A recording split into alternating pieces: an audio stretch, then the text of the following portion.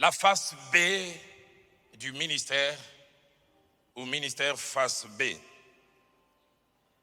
Tel est le thème que depuis bientôt 3 mois que nous n'abordons pas, mais nous essayons d'aborder. Je dis essayer, car qui peut creuser ce sujet et le creuser avec perfection.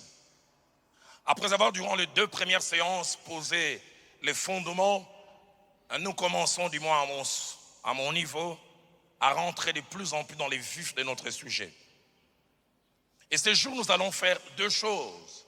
La première, nous allons nous adresser à une catégorie spécifique de personnes. Quelle est cette catégorie? Nous voulons nous adresser à celles et à ceux qui se lancent ou qui commencent à se lancer dans le ministère sous différentes casquettes. Pasteur stagiaire, pasteur associé, pasteur assistant, bref, tous ceux qui n'exercent pas l'autorité dans une église, mais travaillent sous l'autorité de quelqu'un. En attendant que Dieu puisse finalement les rendre autonomes, en leur donnant aussi la possibilité d'exercer un rôle, Dieu voulant, de numéro 1.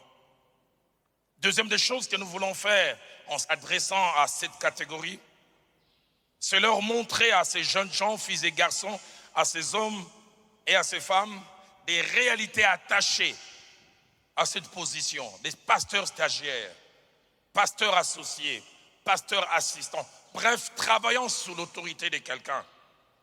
Leur montrer premièrement l'importance de leur rôle pour eux-mêmes, pour l'église locale et pour les pasteurs titulaires.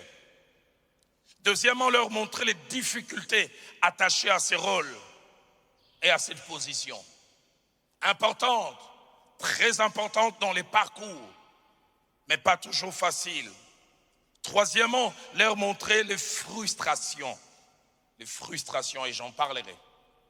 Les frustrations attachées à cette position. Les choses qui dérangent qu'on ne dit pas toujours à haute voix, mais qui sont bien réelles. Et j'aimerais le dire, être pasteur assistant, c'est pas facile.